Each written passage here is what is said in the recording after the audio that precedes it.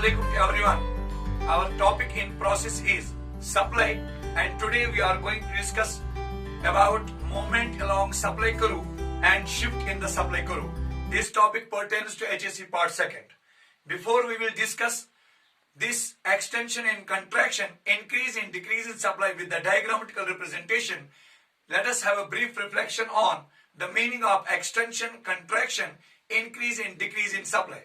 In extension and contraction supply, we are saying that other things remaining constant, when quantity supplied of a commodity increases with a rise in price, it is known as extension in supply. And in other words, you are saying that other things remaining constant, when quantity supplied of a commodity increases with an increase in price, it is known as extension in supply. In contrary to this, when quantity supplied of a commodity falls with a fall in price, it is known as contraction in supply. Here, other things remaining constant, price plays a role. In case of increase and decrease in supply, we are saying the price role is constant. Other factors have an effect on the supply of the commodity. When quantity supplied of a commodity increases at the same price and decreases at the same price, it is known as when quantity supplied of a commodity increases at the same price, it is known as increase in supply. When quantity supplied of commodity falls at the same price, it is known as decrease in supply. Now we are going to discuss this extension and contraction, increase in decrease, movement along supply curve and shift in the supply curve with the help of the diagram. We have a diagram here. We have two axes, horizontal axis and vertical axis. Along horizontal axis, as usual, we are taking the quantity. Here we are taking the quantity supplied, and along vertical axis we are going to take the price. That is, we have the price along vertical axis 10, 20, 30 and 40, and along horizontal axis we have the quantity supplied 10, 20, 30, 40. Let us suppose our initial price is rupees 15 and quantity supplied at this price is 10 units.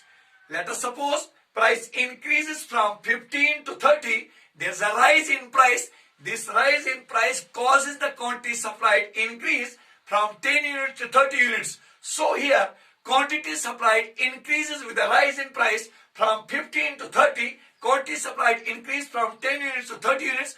It causes a movement along the supply curve from point A to B. Supply curve moves upwards. It shows extension in supply. It is the movement along the same supply curve. Now, contrary to this, let us suppose our initial price is 30.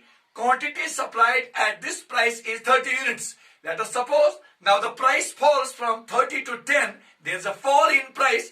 This fall in price causes supply to decrease from 30 units to 10 units. It is known as contraction in supply.